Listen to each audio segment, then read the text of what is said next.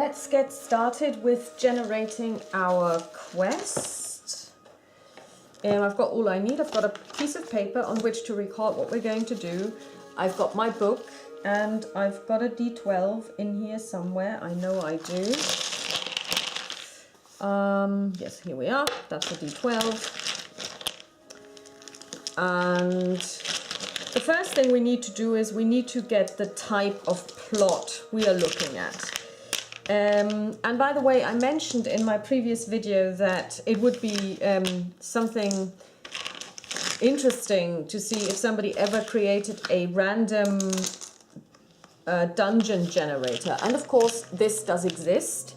It takes into account all advanced Heroquest stories that have been published, and you can basically choose it. So there's also one for the Shattered Amulet, which is in the base rules. So let's roll our first die, and we roll a 4. On a 4, our quest is a retrieval quest. We'll call this quest 1. It's a retrieval quest. Now, what does that mean? A retrieval quest, and I think I will have to switch out glasses because I need to read now. The joys of old age.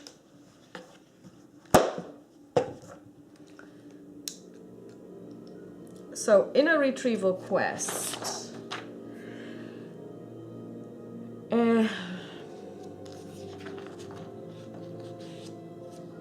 we now have to, okay, retrieval quests.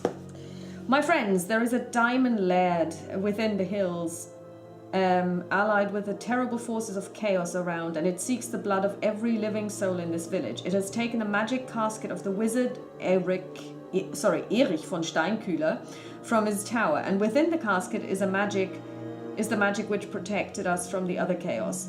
Are there any heroes brave enough to slay the dread diamond and bring back the casket? Retrieval quests are fairly similar to rescue quests, except that here the heroes have to find and retrieve a particular object.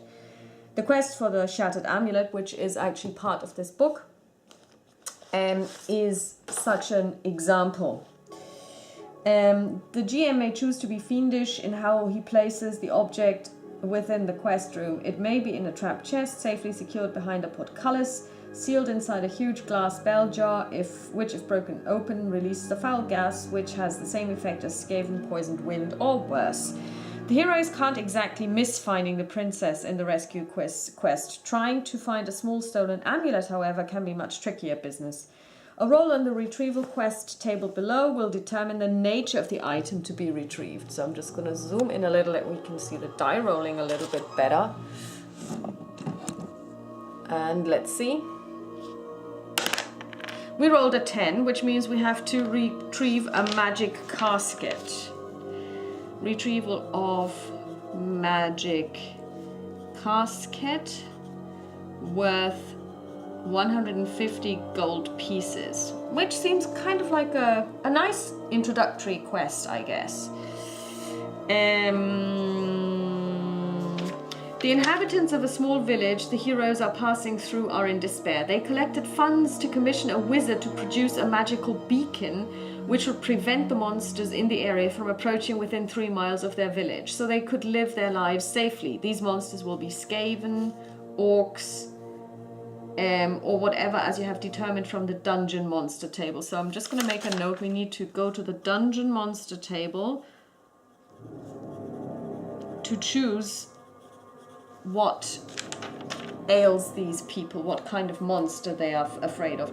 They also paid for some minor magic. Determine this with a D12 roll from the table below. We rolled a 7, which equals scroll of 2 spells.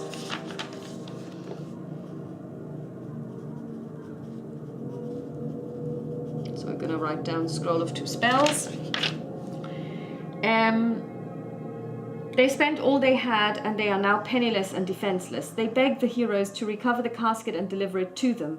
The casket will contain a red lens's lantern, the beacon, and a magic treasure determined by a roll on the table below. So that's the, it'll contain a scroll of 2 spells. And any other treasures they acquire in the dungeon. Okay, that's fine. So let's see, is there anything else? Revenge quests.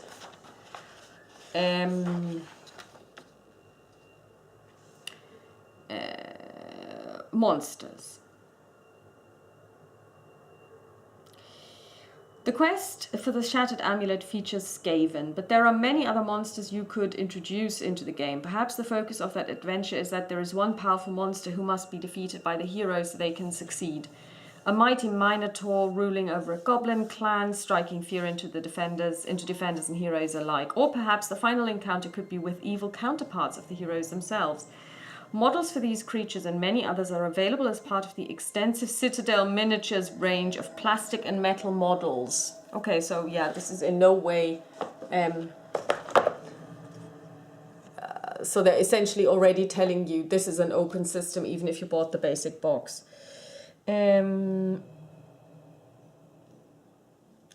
For each monster, we've worked out a modifier that shows the relative strength of different types. This is known as the monster's points value. For example, goblins are worth a half point, Skaven are worth 1 point. This means you can replace Skaven with goblins on a 1 to 2 basis when you draw up your own monster tables. Look at the various monster tables, then replace each line with a broadly equivalent points value in the monsters you have chosen. Okay. However, bear in mind that the heroes get stronger with each quest. This means you'll need more and more powerful monsters to give them a suitable challenge. When you create your new table, after completing a quest, add 1 to 2 points to each line in the tables. So now 3 Skaven will end up being replaced by 8 goblins, or 1 ogre, or an orc warlord, or 2 orc warriors. Okay, let's see.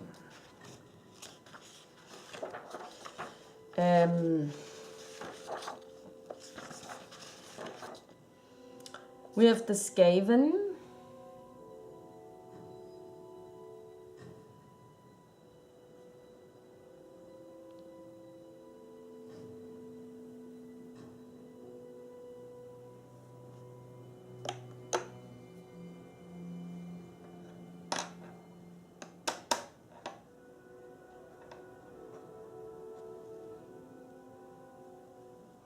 We could use Chaos Warriors.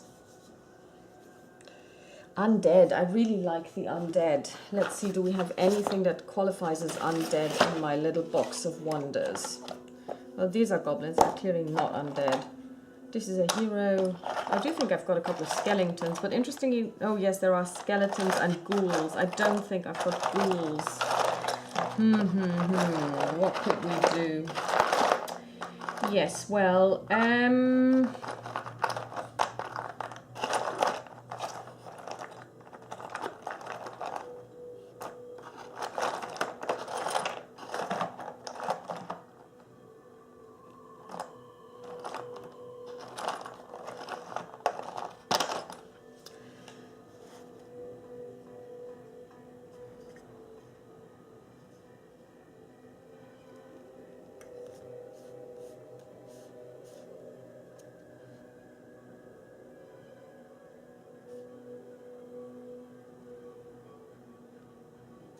so we've got the Layers Matrix, we've got the Quest Rooms Matrix, we've got the Specialist Monster Matrix, we've got the Wandering Monster Matrix. So we've got Chaos, Undead, Orcs, and Skaven.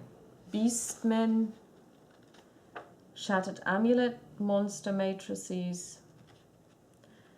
Okay, so...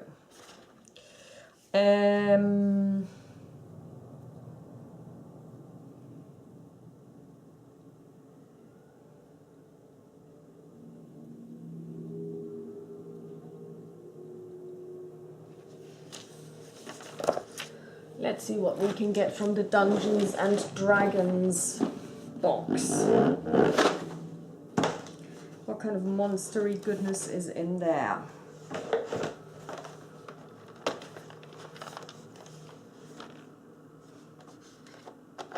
They've definitely got skeletons. 2.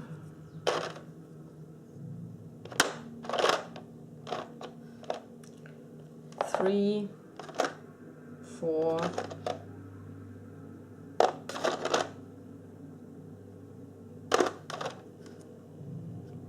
well, I guess the white ones are actually the undead. So let's see.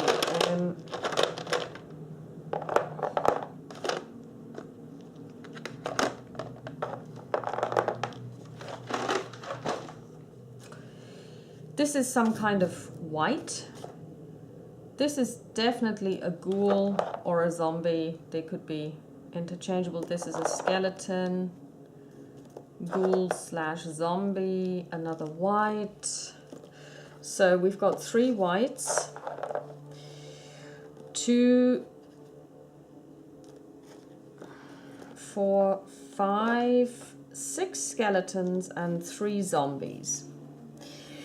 I've got another skeleton in here, so that's 1 more, which could act as a champion.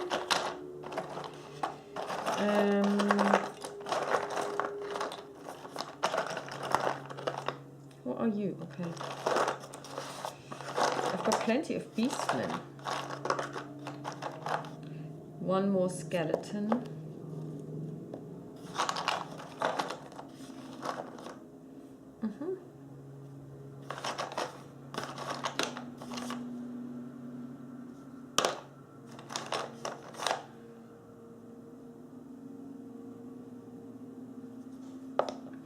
So let's check if we have enough to play with the undead matrix. The undead matrix requires skeleton and 2 zombies, ghoul and 2 zombies. Okay, so you could end up with ghouls and zombies intermixed. Undead champion, no problem. We can use these guys for this. Whites we do have as well. It's going to get difficult if we have to have zombies in the mix.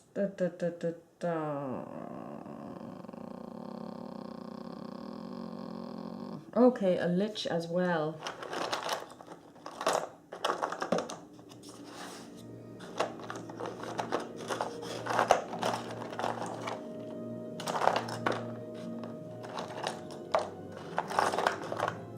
Yeah, I think we have enough to use the undead matrix, so we're going to go into a place where we have undead.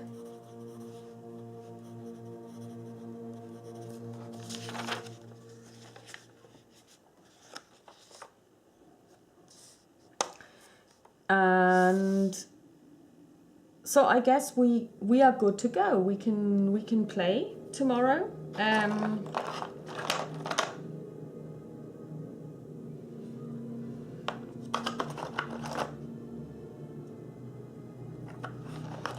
And I'm pretty sure I'll find something that resembles a vampire. So yeah, I think we have our quest. Our quest 1 will be to retrieve the magic casket. And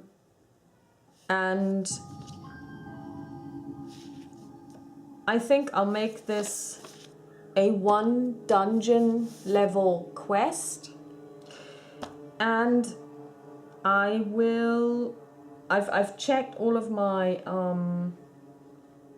Descent first edition tiles, dungeon tiles, and I do have everything I need. I have 3 different lengths of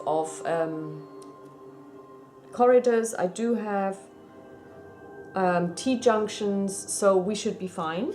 So we will play this tomorrow and we'll see what happens. But I'm gonna restrict myself to, let's say, since it's the retrieval of 1 thing, I'll have 1 quest room max. So as soon as I reach this would be the end. And I'm going to use the matrix, which doesn't allow for quest rooms to come up on the first 2, well actually the first 3 rooms, so that we have at least 4 rooms to go to. But if I then realize that it's taking too long, I might actually adjust the die rolls. So I guess we're good to go, and I'll talk to you tomorrow. Bye.